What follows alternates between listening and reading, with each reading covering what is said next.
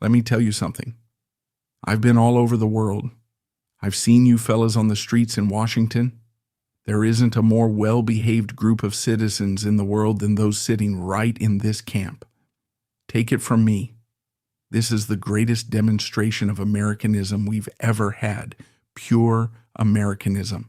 Willing to take this beating as you've taken it, standing steady as you do. You keep every law, and why in the hell shouldn't you?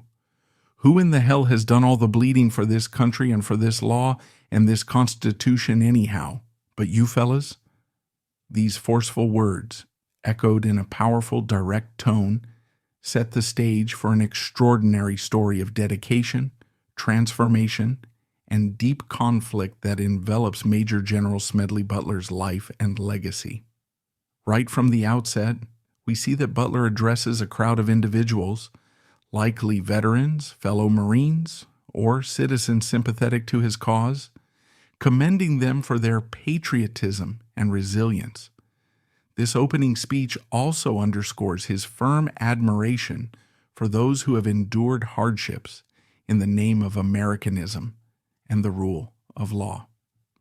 By calling upon their experiences, as well as referencing their injuries and sufferings, he highlights the extent to which those who serve in the military are the ones who most profoundly invest in the nation's well-being. Yet, for all his pride in their discipline and obedience, Butler shows a simmering frustration at how these loyal Americans have been treated.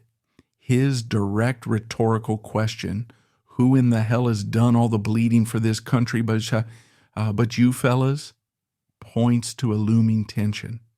Soldiers have sacrificed their time, their futures, and often their lives. Yet he is concerned that their service and sacrifice are not always recognized, appreciated, or rewarded by those in power. This introduction sets the tone for a deeper examination of how Butler eventually became disillusioned with the mechanisms behind modern warfare, especially those that prioritize profit over the welfare of soldiers and citizens. Before diving into his broader narrative, it is important to understand that Butler's approach never veers into cynicism about the men he led. Instead, he is proud of them. He admires their courage and their steadfastness. What he questions, however, is why they are so often left behind or ignored by political and corporate interests. This tension flows throughout the discussion of his life, his developing beliefs, and ultimately, the stand he took against powerful industrial captains and politicians who often benefited from war at the expense of those, quote, wearing the uniform.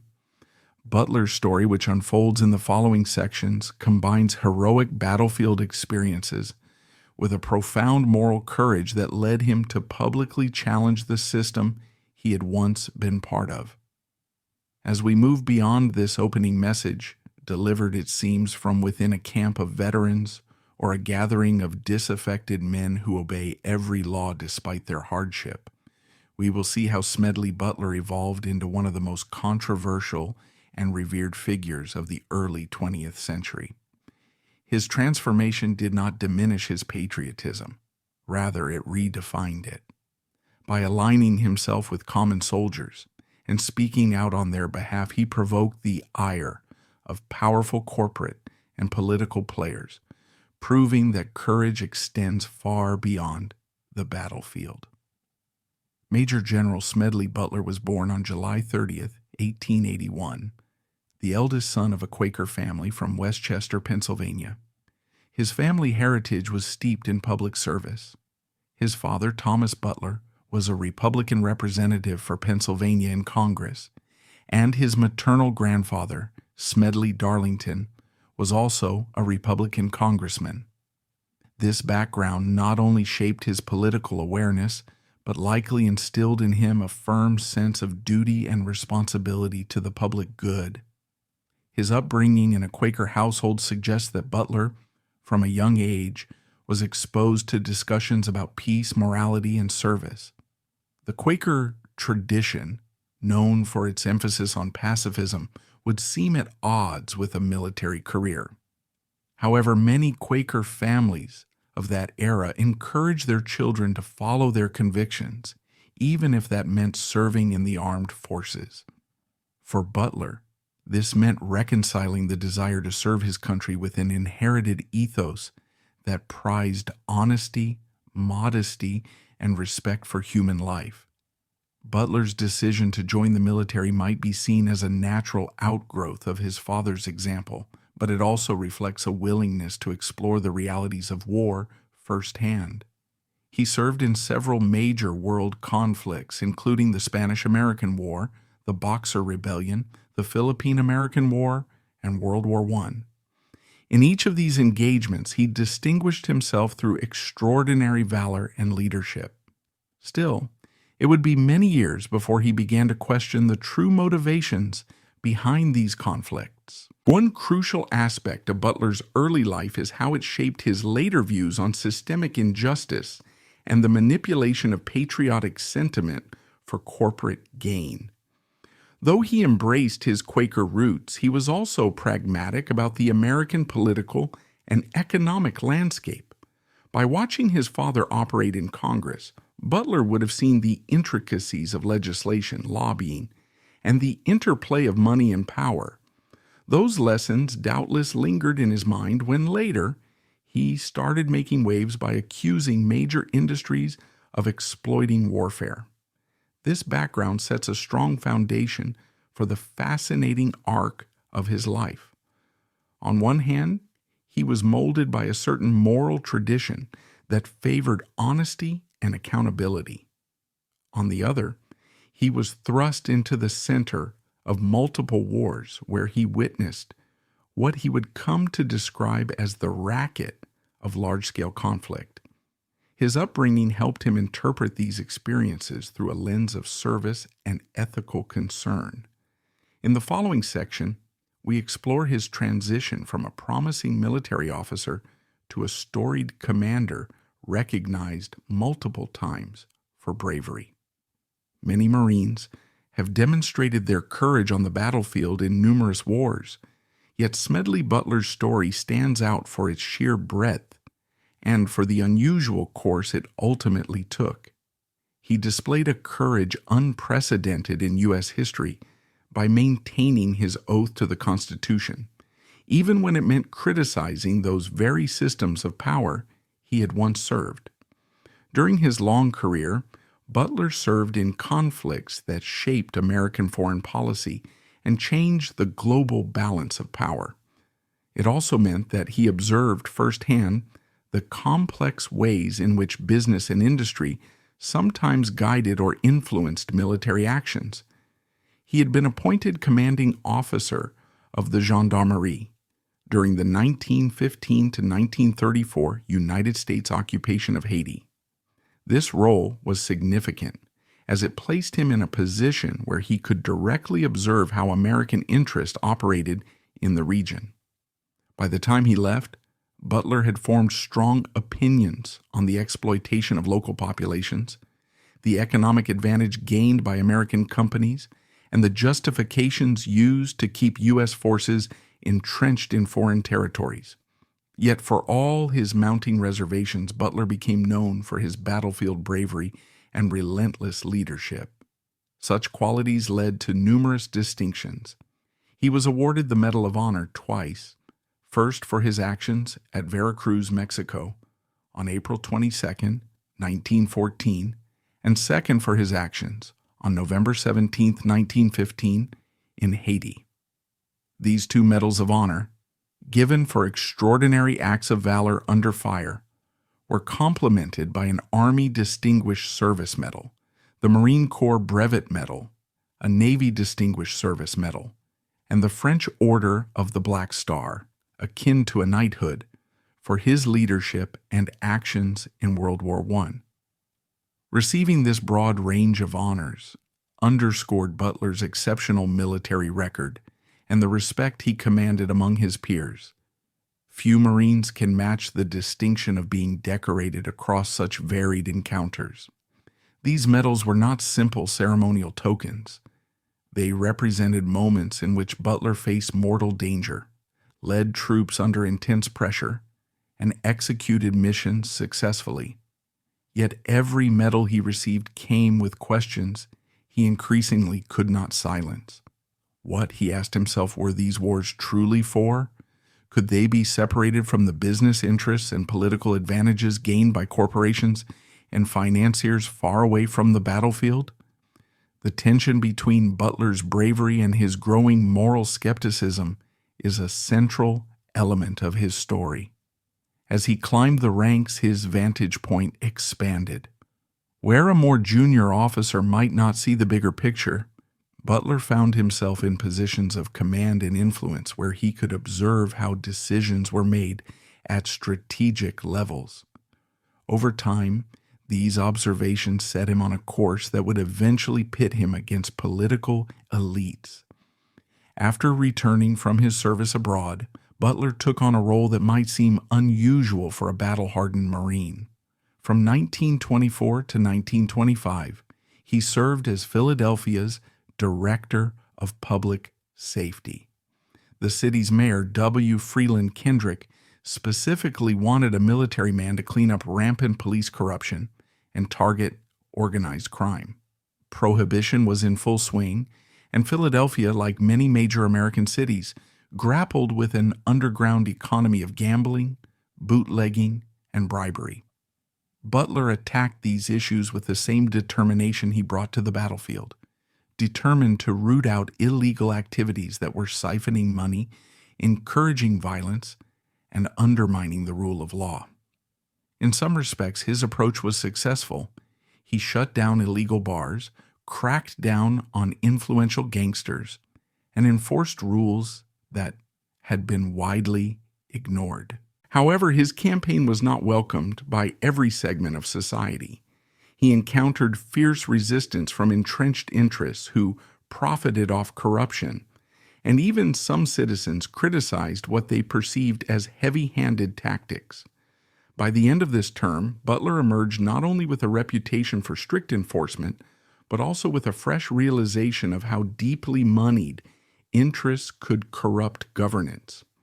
If his war experience had shown him how industries might profit overseas, his experience in Philadelphia revealed that domestic institutions were no less vulnerable to hidden influence and greed. After his term ended, Butler took time to reflect. Having seen corruption both abroad and at home, he became disillusioned with how often America's political and economic structures worked contrary to the best interests of ordinary citizens. The outrages he had witnessed on foreign soil, where local resources and markets were controlled or coerced for the benefit of American corporations, mirrored, in a different form, the political corruption in Philadelphia. These experiences laid further groundwork for his eventual outspokenness. Yet his dedication to the Constitution and to American ideals had not wavered. Instead, it took on a new dimension. He began to see true patriotism as refusing to be complicit in wrongdoing, even if that wrongdoing was sanctioned by powerful figures or institutions. His reflection period thus propelled him into a new phase of his life. From celebrated military officer and local reformer to public commentator and activist, Butler's profound transformation became most evident after he retired from the U.S. Marine Corps in October 1931. Free from the immediate constraints of military duty, he embarked on a nationwide tour in the early 1930s, delivering a speech he titled, "War is a Racket." This talk was so well received, so resonant with the public mood, that he expanded it into a short book published in 1935. The premise of War is a Racket was direct and incendiary. Major conflicts, he argued, were often orchestrated or extended, not for noble ideals, but for the profit of a select few. To buttress his argument, Butler drew upon his personal experiences. He had served, commanded, and bled in conflicts that he claimed had far more to do with corporate gain than defending democracy or upholding American values. His words struck a chord in the midst of the Great Depression, a time when trust in big business and banks was plummeting. Readership soared, especially after Reader's Digest published a supplement version that brought his ideas to mainstream audiences. Many veterans, who had served in the same conflicts or felt similarly betrayed, found solace in his accusations. Butler's disillusionment was layered. At its core was the frustration that heroic narratives of warfare, touted by politicians and certain media outlets, whitewashed the underlying financial motives. People he respected and admired had died in battle, while weapons manufacturers, bankers, and industrialists enriched themselves. This revelation was a profound betrayal of the ideals he had embraced when he joined the Marine Corps. Instead of losing faith in America itself, however, Butler channeled his loyalty into a drive to expose what he saw as systemic corruption. The concept of a racket was carefully chosen to convey the sense of deception involved. Criminal rackets operate by misleading and exploiting people for profit.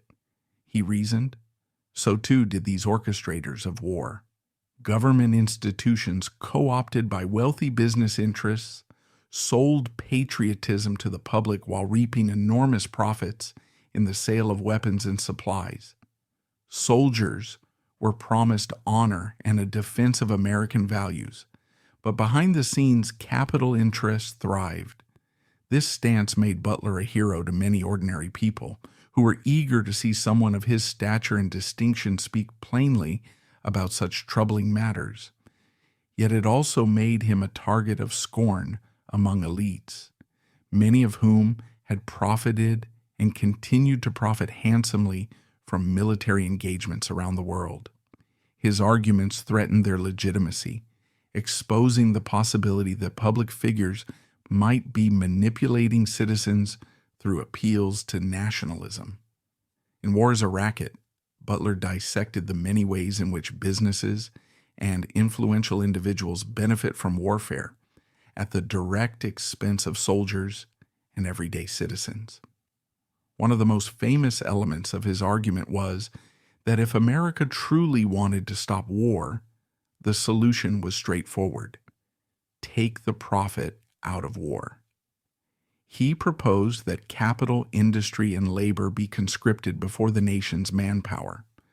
According to Butler, if executives, bankers, and speculators had to sacrifice their fortunes and draw the same meager pay as frontline troops, the impetus for war would quickly disappear. He offered memorable quotes that remain powerful today. In one, he described how when the dollar only earns 6% over here, then it gets restless and goes overseas to get 100%. Then the flag follows the dollar, and the soldiers follow the flag. This stark image underscores the driving force behind expansionist or interventionist policies. The quest for higher returns, even if it means sending uniformed men and women into harm's way. Butler delved deeper, drawing upon specific examples from his own career. He referenced how President Woodrow Wilson led the United States into World War I to protect the business interests of financial and political benefactors. And in a confessional tone, Butler admitted, "I helped in the raping of half a dozen Central American republics for the benefit of Wall Street. I was a racketeer for capitalism." His unflinching admission carried tremendous weight. Here was a decorated general acknowledging that his service had, in part, been used to secure commercial gains rather than purely patriotic outcomes. Such frankness was shocking to many. By extension, it pointed to a broader complicity. If a highly decorated Marine Corps general was used in this manner, how many others were unwittingly fighting for profit-driven motives? Butler argued for a limited referendum on the decision to go to war, essentially that those who would do the fighting should have the final say on whether a conflict was justified. He believed that if soldiers and their families truly evaluated the reasons for war, they might reject it unless it was demonstrably necessary for self-defense. The impact of these arguments was enormous. Veterans began reevaluating their experiences. Citizens wondered if they too had been manipulated by propaganda. Politicians in some cases tried to distance themselves from Butler's accusations while certain business leaders grew defensive. To them, the mere suggestion that war was primarily for profit threatened their public image as benefactors of a patriotic cause. The national debate that ensued illuminated a rift in how Americans viewed military action, as a noble mission or as a money-making venture for an elite few. To fully understand why Butler's assertions caused such upheaval, we must consider the historical context. In the early 20th century, the United States was emerging as a global power, and corporate interests were expanding overseas to secure resources, open new markets, and invest in foreign enterprises. These interests inevitably intersected with foreign policy. When American financiers and industrialists saw lucrative opportunities threatened by political instability or competing influences, they turned to the government, sometimes to the military, to protect their investments. Big businesses, including banks, steel companies, shipbuilders, and others involved in producing armaments, profited handsomely during wartime. The demand for military hardware and logistics skyrocketed whenever armed conflict broke out. Meanwhile, war bonds and foreign lending allowed banks to collect interest from governments involved in these conflicts. Butler's stance that the flag follows the dollar becomes more understandable in this environment. Corporations and banks were heavily invested in shaping policy to their advantage, and they often had allies within the political arena. Against this backdrop, Butler's repeated emphasis that soldiers follow the flag, unaware that the flag might be manipulated by corporate interests, reveals a system in which patriotism could be exploited. Large captains of industry and influential politicians were capable of orchestrating or extending conflicts to secure new markets or resources. This wasn't a conspiracy theory in the abstract sense. There were tangible examples. Butler mentioned American interventions in Central America, the Caribbean, and elsewhere, where local governments were influenced or overthrown if they obstructed American business interests. All of this set the stage for significant controversy when Butler came forward. Corporations that had built entire business models around foreign intervention saw him as a direct threat. They recognized that a vocal, highly decorated general could swing public opinion in ways that no ordinary critic could. His revelations risked sparking investigations into how these industries had lobbied Washington, or possibly turning the tide of public sentiment so strongly that future military interventions would face more scrutiny. Butler's role as a whistleblower, however, was complicated by the fact that he never disavowed his love for his country or his respect for fellow servicemen. Instead, he positioned himself as someone who wanted to safeguard America's true democratic ideals.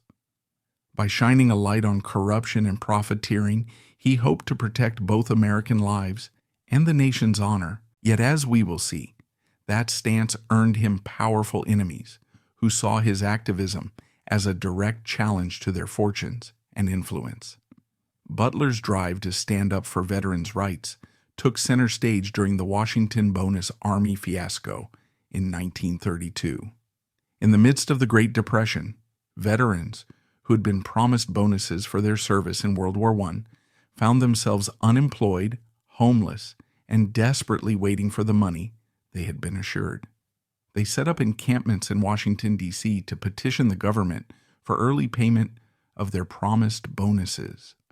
Butler, witnessing these veterans' hardships, expressed outrage that the government was refusing to honor its commitments to the men who had risked their lives.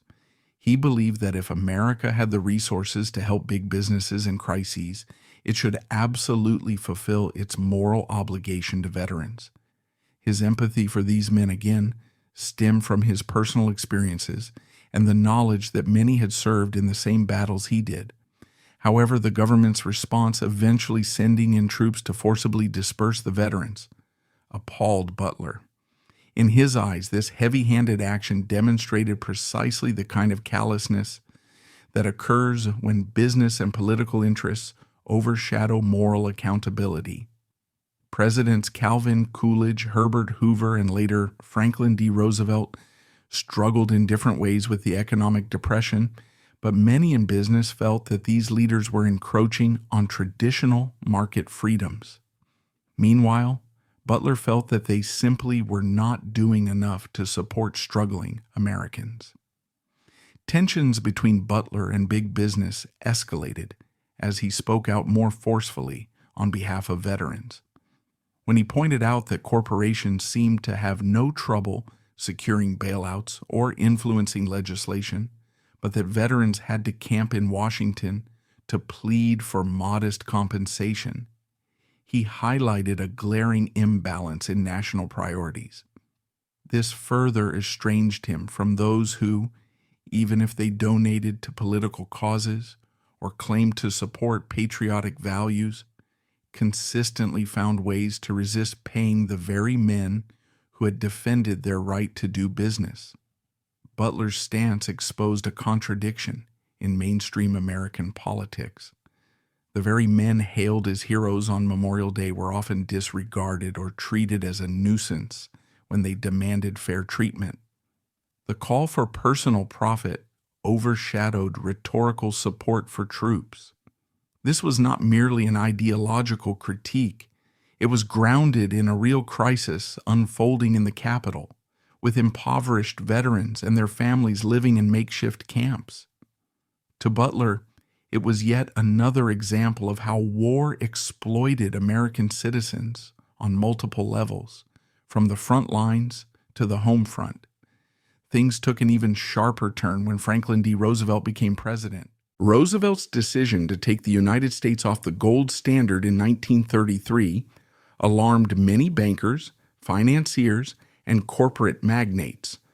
Their fear was that their gold-backed loans and assets might lose value, or that the new monetary policies might pave the way for broader reforms that would limit their power. Butler, having already witnessed how financial interests could drive foreign interventions, had no illusions about the ways these same interests might respond to Roosevelt's domestic policies. He saw parallels between Woodrow Wilson's intervention in World War I, ostensibly to safeguard American business stakes in European markets, and the backlash against Roosevelt's attempts at reform, which threatened the profitability of certain elite sectors. Moreover, FDR's social initiatives, such as the Tennessee Valley Authority Act of 1933, had the distinct flavor of a government stepping into traditionally private enterprises. Wealthy businessmen, who had long enjoyed monopolies or near monopolies, now had to contend with a government agency that was willing to build dams, control electricity distribution, and set prices. To some, this smacked of socialism. To Butler, it was part of a broader realignment of power. He did not wholly embrace every aspect of Roosevelt's policies, but he recognized that powerful corporate players were preparing to defend their interests at any cost. The rancor that developed between Roosevelt and various businessmen laid the groundwork for conspiratorial thinking among some elite groups. They believed that if they could not persuade or influence Roosevelt through conventional means, they might have to seek other methods to preserve their wealth and status. Butler watched these developments with a mixture of alarm and clarity. He saw the same forces at work that had once shaped America's foreign policy engagements. In one of the most dramatic turns of his life, Butler found himself approached by individuals who claimed to represent a powerful consortium of business and political interests. The plan, as they reportedly explained, was to bring him in to lead a 500,000-man private army. This force would then stage a peaceful but undeniably forceful march on Washington, D.C., effectively pressuring President Roosevelt to relinquish real authority in favor of a nationalist government run by the military. Roosevelt would remain a figurehead, but the true power would rest with those behind the coup. Butler was horrified. He saw this scheme as perhaps the most serious violation of the U.S. Constitution that he had encountered, a plan hatched not by foreign enemies, but by wealthy domestic factions. He flatly refused to cooperate. Knowing he could not stay silent, he exposed the plot, and in November 1934, he was summoned to testify before what became known as the McCormick-Dickstein Committee on Un-American Activities. During his testimony, Butler named names: the DuPont and Rockefeller families, Prescott Bush, father and grandfather of future presidents, Robert Sterling Clark, an heir to the Singer sewing machine fortune, Gerald C. McGuire, a bond salesman, and Robert Doyle. These men, he alleged, were connected by a desire to preserve their financial interests at the expense of democratic governance. Some were prominent members of the American Legion, an organization they had apparently leveraged to amass a fortune that was never used to help veterans. Instead, this fund was to finance the creation of a private paramilitary force loyal to them, not to the Constitution. Butler provided evidence, including the testimony and notes of Philadelphia record writer Paul Comley French, who had also met with McGuire. McGuire reportedly believed that fascism was the only answer for America, and that Butler was the ideal leader to unite an armed force of dissatisfied veterans. Although the major newspapers owned by big business ridiculed Butler's claims as preposterous, the Congressional Committee eventually substantiated much of what he said, yet the final report was buried and not released to the public for fear of its explosive content. No one was prosecuted, and the incident became known to historians as the White House coup or the Wall Street Putsch. Evidence that Butler was telling the truth would only emerge fully in the 21st century, when the committee's papers entered the public domain. The fact that this event remained largely hidden for so long testifies to the level of influence those implicated wielded. Butler thus emerged once again as a figure willing to defend the Constitution from threats both foreign and domestic.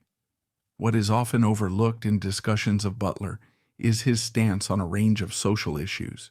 Even as he opposed unrestricted capitalism and militarized socialism, he also took a strong stand against racial discrimination.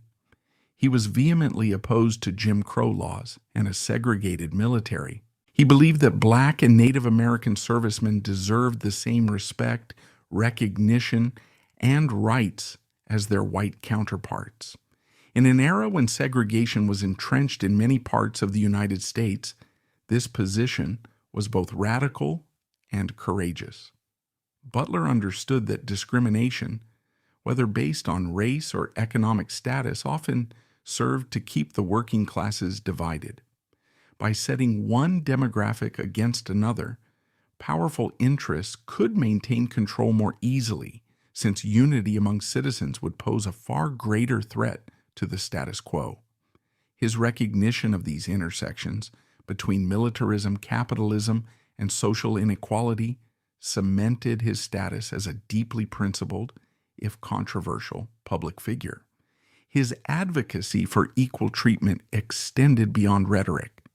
He made it clear that he saw no justification for barring patriotic Americans of color from the same opportunities, responsibilities, and honors afforded to others. This was yet another instance of him challenging deeply rooted systems. Whether confronting corporate interests or entrenched social prejudices, Butler displayed a consistency in fighting for what he believed was right. He died on June 21, 1940, with his reputation as both a warrior and a champion of the Constitution intact. By that time, his legacy was already defined by his willingness to speak uncomfortable truths. Far from being a relic of the past, his life story resonates in modern debates about the relationship between government, corporate power, and the rights of individuals.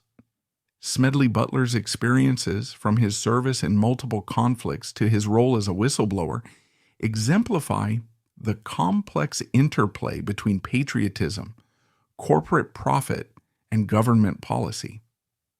While revered for his bravery in combat, he ultimately earned a different kind of recognition for his moral courage in denouncing systems of exploitation.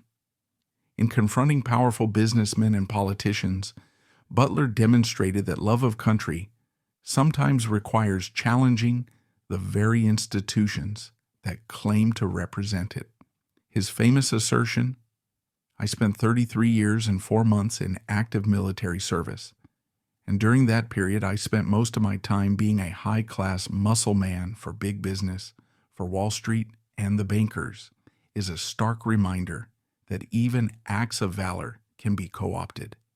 He recognized the power of propaganda and the ease with which patriotic zeal can be directed toward goals that have little to do with national defense.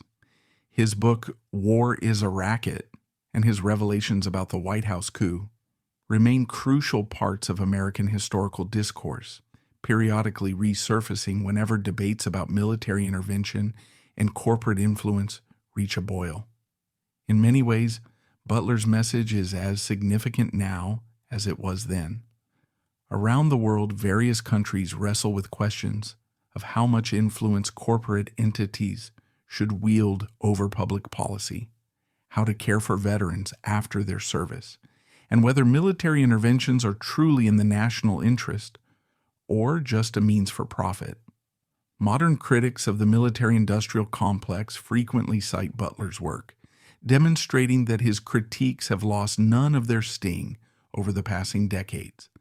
His stance on social issues, particularly his support for equal rights regardless of race or background, marked him as a forward thinker for his time. This inclusive approach was not separate from his broader mission. Rather, it was a logical extension of his belief that all citizens should be treated fairly and should unite against unfair exploitation, whether that exploitation arises at home or in foreign fields. As we reflect on his words, originally shared in a video segment titled Medal of Honor on General Smedley Butler, War is a Racket, Forgotten History, we are reminded that knowledge of these events remains crucial to maintaining a healthy democracy. His cautionary tale about the synergy between big business, political power, and military might prompts us to remain vigilant. It encourages us to question the surface-level justifications for war and to ask, as he did, who truly profits, who truly bleeds, and who stands to lose the most? In today's world, we might also consider the way social media, instant communication, and globalized markets have amplified the issues Butler identified. The challenge of ensuring that policy serves the people rather than only serving powerful, wealthy interests is at least as relevant now as it was in the 1930s.